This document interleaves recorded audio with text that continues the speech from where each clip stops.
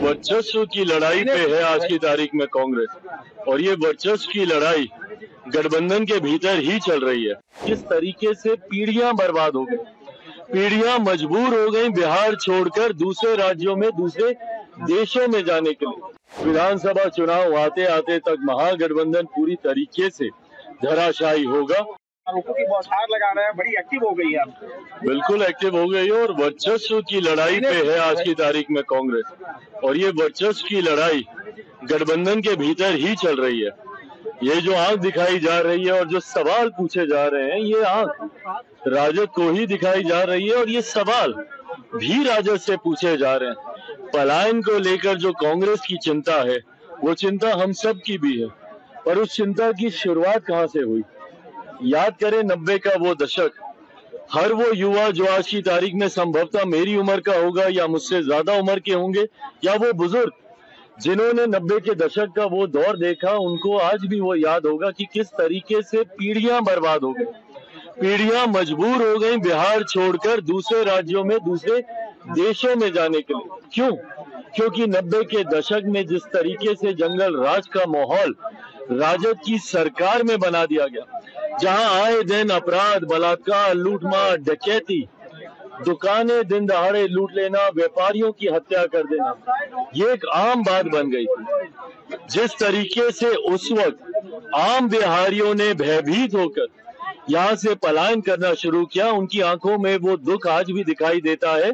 जब दूसरे राज्यों में या जब विदेशी दौरों पे जब मैं बिहारी डायस्पोरा से इंटरेक्ट करता हूँ, उनको तकलीफ है कि उसके बाद उनकी आने वाली पीढ़ियां कभी बिहार वापस लौट के जा ही नहीं पाई। मैं इतना धन्यवाद जरूर मुख्यमंत्री नीतीश कुमार जी का दूंगा कि उन्होंने अपने कार्यकाल के दौरान कम से कम उस नींव को तैयार किया, जिसको आने वाले समय में बिहार विधानसभा चुनाव के बाद प्रधानमंत्री नरेंद्र मोदी जी की सोच वाली सरकार के संरक्षण में अब उस व्यवस्था को और इतना मजबूत किया जाएगा कि न सिर्फ पलायन रुकेगा, बल्कि रिवर्स माइग्रेशन भी अब हम लोग शुरू करवाएंगे। वो लोग जो पलायन करके दूसरे राज्यों में गए हैं या दूसरे देशों में गए हैं, कैसे वो वापस अपने प्रदेश, अपने बिहार में वापस आए, ये व्यवस्था भी तैयार की जाएगी। पर कांग्रेस जो इस विषय को उठाकर आगे बढ़ने का काम कर रही है, कहीं ना कहीं कांग्रेस और राजद के बीच की दरारें अब देखने को मिल रही हैं। मैं ये मानता हूं कि विधानसभा चुनाव आते आते तक महागठबंधन पूरी तरीके से धराशायी होगा। कांग्रेस वर्चस्व की लड़ाई में, और पहले भी कांग्रेस अलग से चुनाव लड़ चुकी है।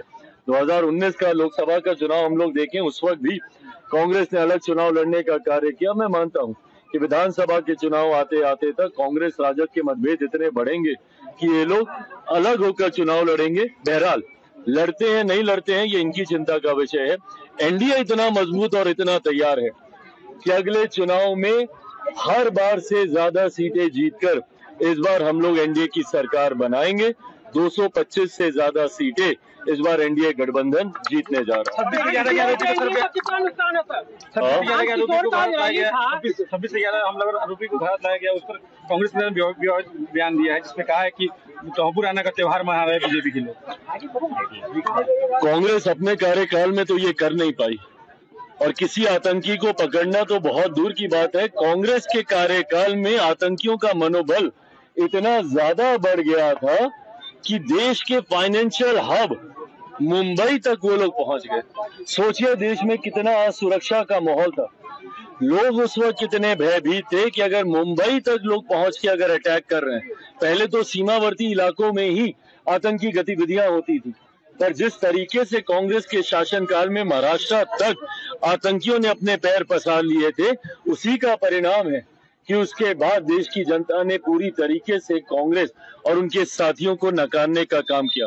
आज ये इच्छा शक्ति मेरे प्रधानमंत्री में ही है और उन्हीं में हो सकती थी कि देश के इतने बड़े आतंकी को वो वापस लेकर आए हैं। सोचिए आज उन लोगों को कितना संतोष हुआ होगा जिन्होंने 26/11 के उस आतंकी हमले में अपनों को खोने का काम किया, जो घायल हुए, जो उस घटना में प्रताड़ित हुए। आज कहीं ना कहीं उनको न्याय की उम्मीद जागी है, और उम्मीद ही नहीं, पूरा विश्वास है कि बहुत जल्द जांच पूरी होके कड़ी से कड़ी, सख्त से सख्त सजा इस आतंकी को हम लोग देने का काम करेंगे, न्याय प्रणाली देने का कार्य करेंगे।